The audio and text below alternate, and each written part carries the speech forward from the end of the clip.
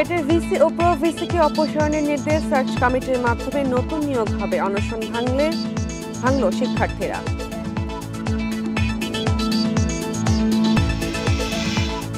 আইন বা পুলিশ মানেন না রাজধানীর বেপরোয়া অটোরিকশা চালকরা, বাড়ছে যানজট, ঘটছে দুর্ঘটনা, বিরক্ত নগরবাসী।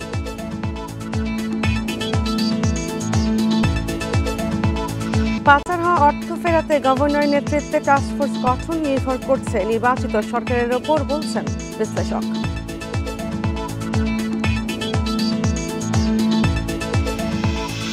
রানা প্লাজায় ভয়াবহ ধসে 1 তলা ভবন ধসে মারা যায় শতাধিক শ্রমিক, এখনো শেষ হয়নি মামলার বিচার। বান্ডেল থাকলে প্রতি সেনমানিতে টাকা বাঁচবে। বিকাশ সেনমানি বান্ডেল কিনে জিতুন প্রতি লেনদেনে।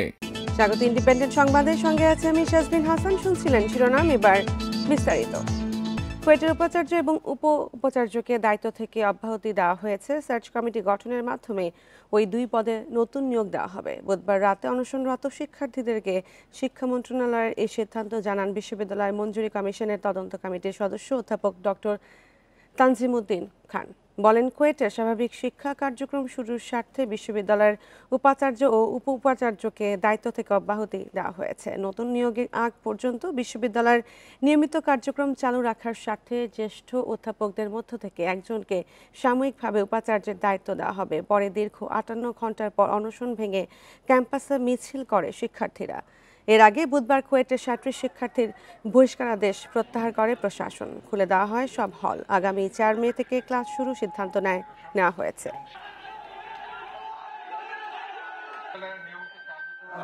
সার্চ কমিটি গঠনের মাধ্যমে এই 2টি পদে নতুন নিয়োগ প্রদান করা হবে।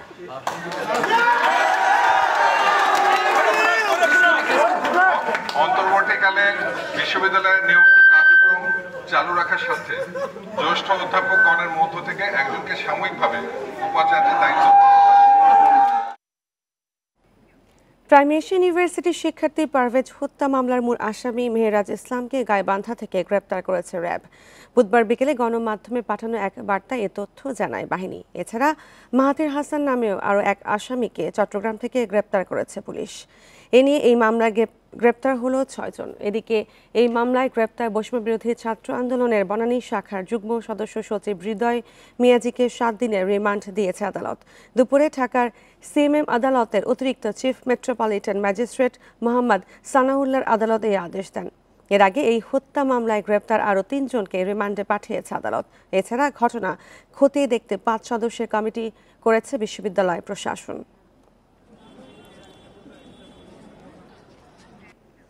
গণহত্যা ও মানবতার বিরুদ্ধে অপরাধ কোনোভাবেই বিচারহীন থাকা উচিত নয় বলে মন্তব্য করেছেন প্রধান উপদেষ্টা অধ্যাপক মোহাম্মদ ইউনূস। বলেন, মিয়ানমারকে এই অপরাধের জন্য দায়ী করা রোহিঙ্গা প্রত্যাবাসনের আস্থা তৈরির একটি গুরুত্বপূর্ণ উপায়। কাতার সফরের দ্বিতীয় দিনে বুধবার দোহার মান্দারিন ওরিয়েন্টাল হোটেলে গোলটেবিল আলোচনায় এসব মন্তব্য করেন প্রধান উপদেষ্টা। বলেন, আন্তর্জাতিক বিচার আদালত, আন্তর্জাতিক অপরাধ আদালত এবং মিয়ানমারের জন্য গঠিত স্বাধীন তদন্ত প্রক্রিয়ার আওতায় রোহিঙ্গাদের ওপর সংঘটিত নৃশংসতার বিচার ও জবাবদিহির উদ্যোগগুলো গুরুত্বপূর্ণ।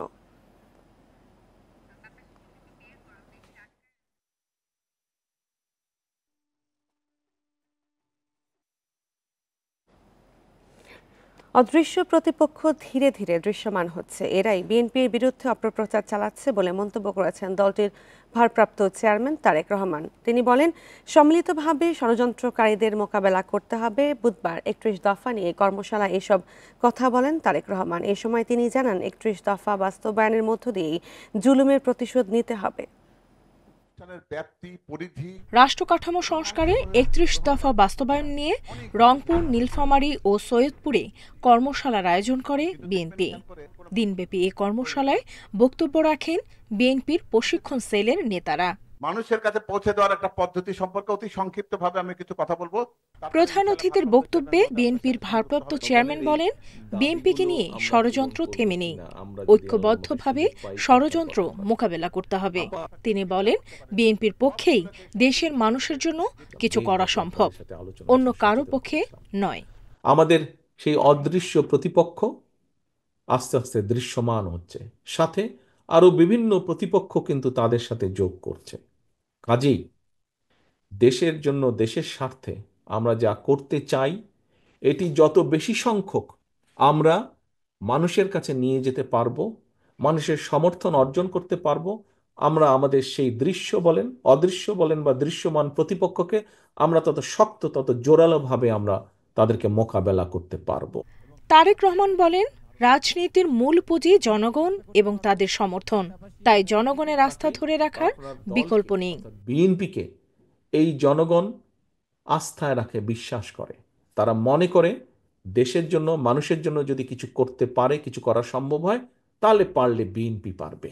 এই ৩১ দফাকে যদি বাস্তবায়ন করতে হয়, আমরা যখন বাস্তবায়ন করতে পারবো, ওই যে আপনি নির্যাতিত হয়েছেন, অত্যাচারিত হয়েছেন, সেই অত্যাচার নির্যাতনের প্রতিশোধ আমরা নিতে চাই ৩১ দফা বাস্তবায়ন করার মাধ্যমে।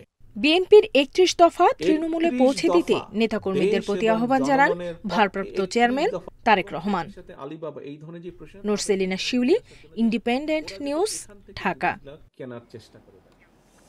সাভারের রানা প্লাজা ধসের ১ যুগ আজ। ২০১৩ সালের ২৪ এপ্রিল ৮ তলা ভবনটি ধসে পড়ে। এই ঘটনায় ১,১৩৮ জনের বেশি শ্রমিক প্রাণ হারান, যাদের বেশিরভাগই ছিলেন তৈরি পোশাক কারখানার শ্রমিক। ১ যুগেও শেষ হয়নি হত্যা মামলার বিচার।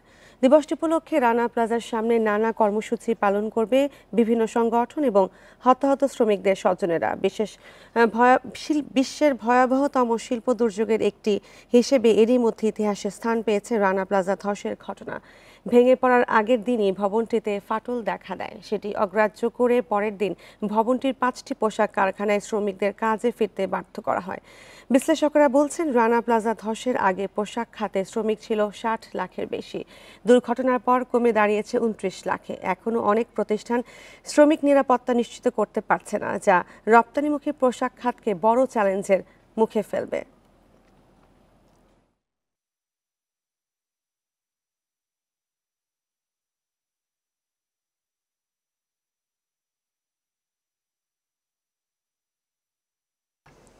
শব্দ দূষণ নিয়ন্ত্রণ আইনের খসড়া বিধিমালায় পরিবর্তন আসছে। এতে সড়কে দূষণকারীদের বিরুদ্ধে কঠোর আইনগত ব্যবস্থা নিতে পারবে পুলিশ। বুধবার শব্দ দূষণ নিয়ন্ত্রণে করণীয় শীর্ষ কর্মশালায় পরিবেশ উপদেষ্টা এই কথা জানান। তিনি বলেন, সরকারি কর্মকর্তাদের গাড়িতে বহরে হুটার বা সাইরেন ব্যবহার বন্ধ জরুরি। শব্দ দূষণকে বলা হয় নীরব ঘাতক। শ্রুতিসীমা অতিক্রমকারী যে কোনো শব্দই শ্রবণ শক্তি নষ্ট করে। গাড়ির হর্ন, নির্মাণ কাজ, মাইকের ব্যবহার, শিল্প কলকারখানা কোনো ক্ষেত্রেই শব্দদূষণ নিয়ন্ত্রণের নিয়ম মানা হচ্ছে না। এ কারণে দিন দিন ভয়াবহভাবে বাড়ছে শব্দদূষণ। শব্দদূষণ নিয়ন্ত্রণে সমন্বিত ও অংশীদারিত্বমূলক প্রকল্পের ৩য় সংশোধনী কর্মশালার আয়োজন হয় রাজধানীর আগারগাঁও পরিবেশ অধিদপ্তরে। এতে আলোচকরা জানান, দূষণ নিয়ন্ত্রণে আইনের দুর্বলতায় কার্যকর পদক্ষেপ নিতে পারছে না আইন শৃঙ্খলা বাহিনী। আমাদের এখানে কাজ করার ক্ষমতাটুকু দেওয়া হোক, যাতে আমরা আইনের কে রেখে মাথায় রেখে আইনের মধ্যে কাজ করতে পারি। যেহেতু ৮৮ ধারা পুলিশের আমলযোগ্য অপরাধ হিসেবে পুলিশ ব্যবস্থা গ্রহণ করতে পারে না, তখন আমরা এটার একটা অল্টারনেটিভ হিসেবে যেটা করেছি, হাইড্রোলিক হর্নগুলো আমরা খুলে নিয়েছি। সভায় পরিবেশ ও বন উপদেষ্টা জানান, সরকারি উচ্চ পর্যায়ের কর্মকর্তাদের গাড়ি বহরে হুটার বা সাইরেন ব্যবহার হয়। এই ধরনের চর্চা বন্ধ হওয়া জরুরি। আপনার যদি রাস্তা জ্যাম হয়, হুটার চালালে তো আপনাকে রাস্তা ফাঁকা করে দেওয়া যাবে না। ফলে এই যে একটা কালচারের মধ্যে ঢুকে গেছি আমরা, এই কালচারটা আসলে রাষ্ট্রীয় পর্যায়ে আমরা নিরুৎসাহিত করছি, কিন্তু এটা আসলে নিষিদ্ধ করারও একটা দাবি উঠা উচিত। কর্মশালায় উপদেষ্টা আরও বলেন, আইনে শক্ত প্রয়োগ হচ্ছে না, তাই শব্দদূষণ আইনে দুর্বল বিধিমালা সংশোধনের কাজ চলছে। ভারতের যদি শব্দদূষণ বিধিমালাটা আপনি দেখেন বা অন্যান্য দেশের দেখেন, স্পেসিফিক্যালি একটা সেকশনে বলে দেওয়া আছে যে এই আইনের এই ধারাটা পরিবর্তন প্রয়োগের দায়িত্ব পাবে হচ্ছে পুলিশের অমুক টায়ার। তো আমিও আমার শব্দদূষণ বিধিমালাতে ওই বিধানটা সংযোজন করেছি। কর্মশালায় জানানো হয়, শব্দদূষণ নিয়ন্ত্রণে পাঠাও ও উবার চালকদের প্রশিক্ষণ দেয়া হবে। সেই সাথে যোগাযোগ, ধর্ম, গণপূর্ত, শিল্প মন্ত্রণালয় সহ রাজুকের সাথে যৌথভাবে কাজ করছে পরিবেশ অধিদপ্তর। Shahriar Anirban, independent news, Dhaka. চাঁপাইনবাবগঞ্জ থেকে 25 জেলায় 24 ঘন্টা, 21 জেলায় 48 ঘন্টায় আম পরিবহনের ঘোষণা দিয়েছে রাষ্ট্রীয় ডাক বিভাগ। এতে আমের অনলাইন ভিত্তিক ক্রেতা বিক্রেতারা সুবিধা পাবেন বলে আশা ব্যবসায়ীদের। গ্রাহক সেবা নিশ্চিত করতে পারলে দীর্ঘদিন ধরে চলা বেসরকারি কুরিয়ার ব্যবসায়ীদের দৌরাত্ম্য কমার আশায় তাদের। চাঁপাইনবাবগঞ্জ থেকে দ্রুত সময়ের মধ্যে দেশের বিভিন্ন জেলায় আম পরিবহনের কার্যক্রম শুরু করছে ডাক বিভাগ। ঢাকাসহ উত্তরাঞ্চল ও দক্ষিণাঞ্চলের 25 জেলায় 24 ঘন্টার মধ্যে এবং চট্টগ্রাম, সিলেট সহ 21 জেলায় 48 ঘন্টার মধ্যে আম গ্রাহকের কাছে পৌঁছাবে। ডাক বিভাগের এই ঘোষণায় অনলাইন ভিত্তিক আম ব্যবসায়ীরা কম খরচে গ্রাহকের কাছে পাঠাতে পারবেন পণ্য। এ নিয়ে স্বস্তির কথা জানিয়েছেন তারা। ডাক বিভাগ যে উদ্যোগ নিয়েছে এটা নিঃসন্দেহে অনেক ভালো একটা উদ্যোগ। ডাক বিভাগ যদি তাদের জনবল এবং পরিবহন বাড়ায় এবং সময় মতো যদি তারা সার্ভিস দিতে পারে, তাহলে তারা তাদের কাঙ্ক্ষিত আশানুরূপ ফল পাবে। ডাক বিভাগ জানিয়েছে 2018 সালের 3 জুন চালু হওয়া স্পিড পোস্ট সেবার আওতায় এই সুবিধা দেয়া হবে। এর জন্য প্রথম 10 কেজির জন্য 10 টাকা ও পরবর্তী প্রতি কেজির জন্য খরচ পড়বে 5 টাকা করে। আমাদের ডাক বিভাগের মাধ্যমে যদি আম প্রেরণ করে, কৃষকরা লাভবান হবে এবং জনগণও সাশ্রয় মূল্যে জিনিসটা পাবে। ঊর্ধ্বতন কর্তৃপক্ষের নির্দেশনা অনুযায়ী আমরা জনগণকে সর্বোচ্চ সেবাটা দেওয়ার জন্য যা যা করার প্রয়োজন হয় আমরা সে মোতাবেক ব্যবস্থা গ্রহণ করব। গ্রাহক ভিত্তিক আম পাঠানোর ক্ষেত্রে বেসরকারি কুরিয়ার সার্ভিসগুলোর দৌরাত্ম্য একচেটিয়া। ডাক বিভাগের সেবার মাধ্যমে একতরফা রাজত্ব কমে আসবে বলে মনে করছেন ব্যবসায়ীরা। Independent news.